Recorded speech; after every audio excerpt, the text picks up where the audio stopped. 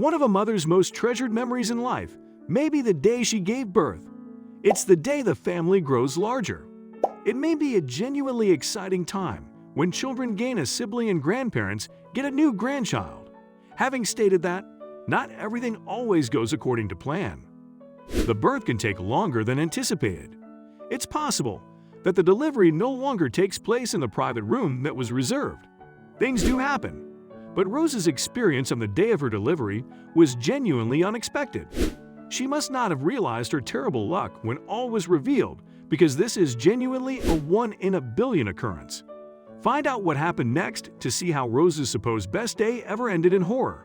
Before we start, can we get this video to 1,000 likes? Please hit the like button and subscribe to the channel. Rose was a Boston, Massachusetts native who grew up with huge hopes. She had fantasized about becoming a nurse for as long as she could remember. And to be honest, everything was going according to plan when, on the day she turned 19, she finally enrolled at Boston College's William F. Connell School of Nursing. But while studying here, she learned more than just how to become a nurse. She met Janny, the man she would marry. They were prepared to begin living their remaining lives. They had talked about creating a family before moving in together. The couple's reproductive doctor did provide some terrible news, though. For a while, Rose had been concerned that anything might be wrong with her uterus. She thought it would be prudent to be checked out before she and Janny started trying for a baby because her periods were frequently irregular. Sadly, she was accurate. Rose's doctor advised her that because of a hormone imbalance in her body, her uterus was thought to be an unfriendly environment. The damage was already widespread, even though it was now treatable. It became apparent that the couple would be unable to conceive naturally. Fortunately, the doctor went on to say that they would have a great chance of becoming pregnant through IVF. Right away, the couple nodded in agreement, saying they would almost immediately start IVF. They were warned not to have high hopes because successful IVF often requires several tries. You can only imagine their utter shock when they received a prompt call from their IVF doctor informing them that blood testing revealed the IVF had been successful and she was pregnant in light of this. Rose sat in disbelief until she fully understood what had occurred, at which point she turned ecstatic. They were going to start a family at last. However, Janny started to wonder how they were able to finish the procedure so swiftly. Maybe something went wrong? Were they certain that the procedure went that quickly? He eventually dismissed it and rejoiced alongside Rose. But who could have known that Janny's intuition was accurate? Rose was en route to one of her routine scans after several months of a healthy pregnancy. Rose entered the room as the doctor nervously sat down at his desk. He was fidgeting nervously, and she saw a brown envelope on the desk with a big red stamp. Concerned about what was inside the package, Rose started to worry. "What's inside that?" she asked. The doctor gave it a worried glance. "Well, it seems as though there has been a huge problem. We can't quite believe it, and we don't know how it happened," he replied. "We couldn't be more sorry. It appears that the baby inside you isn't yours." Rose gasped. "Excuse me? What does that even mean?"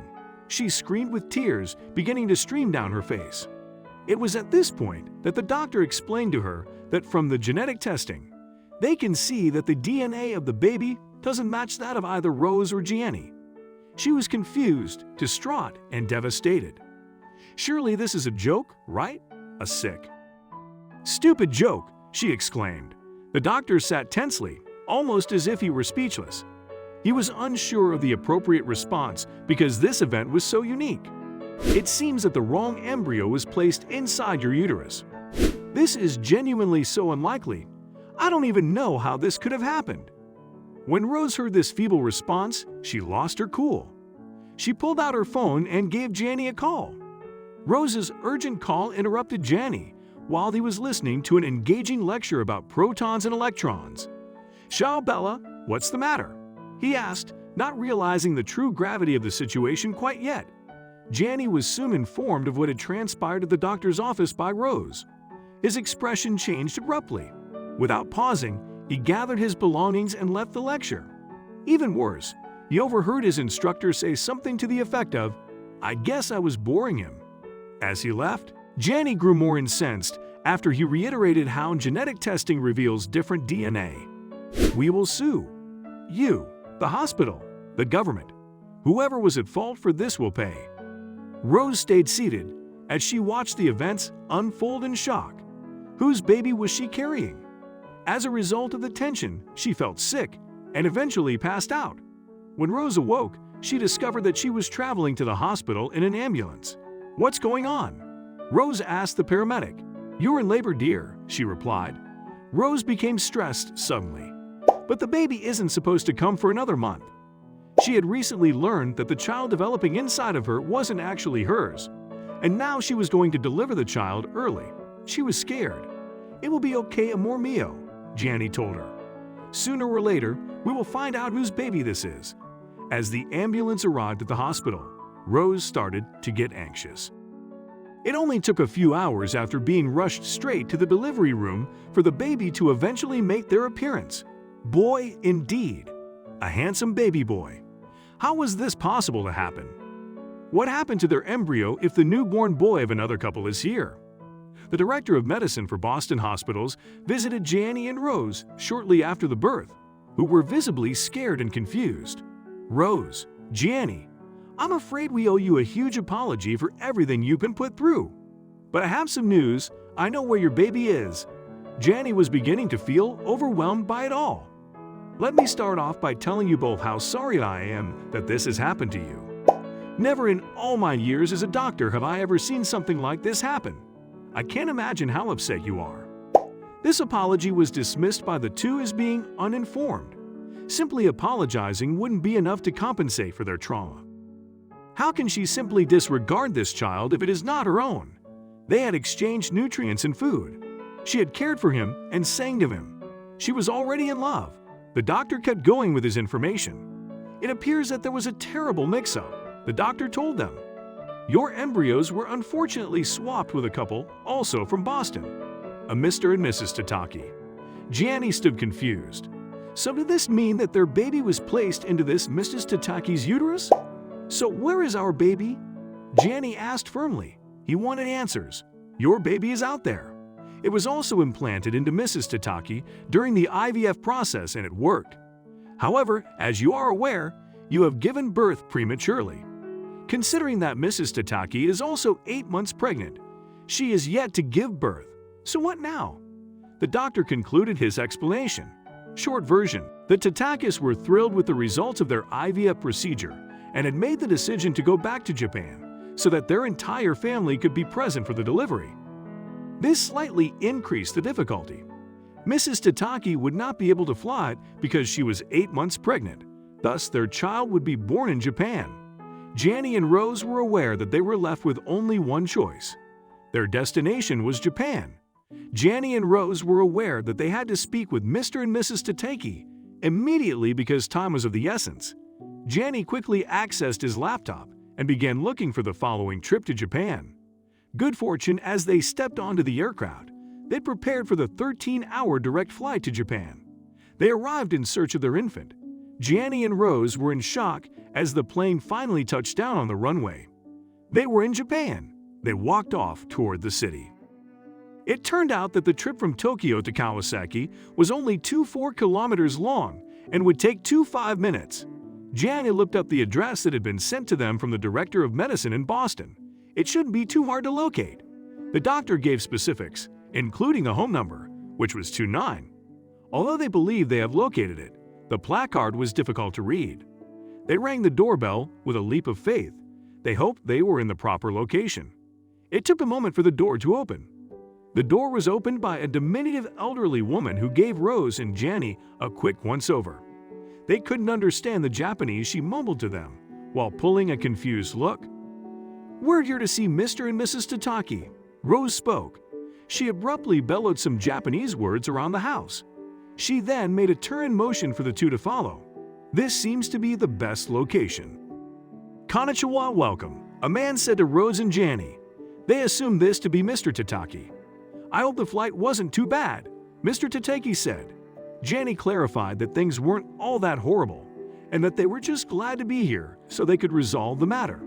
So where is Mrs. Tataki? Rose asked politely. Mr. Tataki turned to look at her and smiled. She is taking what the Americans call an afternoon siesta. he said, laughing. She will join us shortly. In the meantime, would you like a tea? He asked. Rose accepted. Gianni and Mr. Tataki engaged in small talk as Rose eagerly drank her tea. They learned that Mr. Tataki's initial name was Shinji, and that the family had lived in Boston for almost 10 years while he pursued his PB. It turned out that Shinji and Mrs. Tataki had first met 10 years prior during college orientation, fell in love, and settled down in Boston. They only turned to IVF after getting married and attempting to conceive for several years. They made the decision to return to Japan after learning they were expecting, so their child may grow up surrounded by relatives. The steps were making noise when Rose heard it. "Ah, that must be Akari," Shinji said. Mrs. Tataki, or Akari, entered the space and displayed signs of weariness. Big was she. To be fair, a woman who is 8 months pregnant would anticipate being that big. "It's so nice to meet you," Rose said. Despite the circumstances, she added, a little more glumly. Gianni and Rose took a hesitant seat across from the Tatakis. They had no idea what would happen throughout the conversation. Did they recognize Akari's developing child as their own? Or did they understand that Rose and Gianni were the rightful parents of the child? And what about the sad kid who was abandoned in a Boston foster home? There were other issues that remained unresolved. First up there was Gianni. "Look, there's no easy way to say this," he started. "There are 2 babies, both placed inside the wrong uterus. Simply enough, Rose carried your baby, and he is currently in foster care in Boston. Akari has carried our baby, and she is in Hiwam." Shinji and Akari sat silently. It was unclear if they were stunned or taken aback by Gianni's candor. "Mr. Maldini," Shinji started. "We are inclined to agree with you," Shinji responded. "This was clearly an unfortunate error from the American doctors, but the baby Akari is carrying right now is yours. Our son was carried by Rose and is currently in Boston. We have already started legal proceedings and have made arrangements for young Eiji to be brought to us here in Japan." Rose felt completely out of the loop and was astonished. And they had given their son a name already. Wow. "You should wait here for a couple of weeks, at which point you can take your daughter with you back to Boston." Gianni exhaled a sigh of relief. He smiled at Rose, and she smiled back.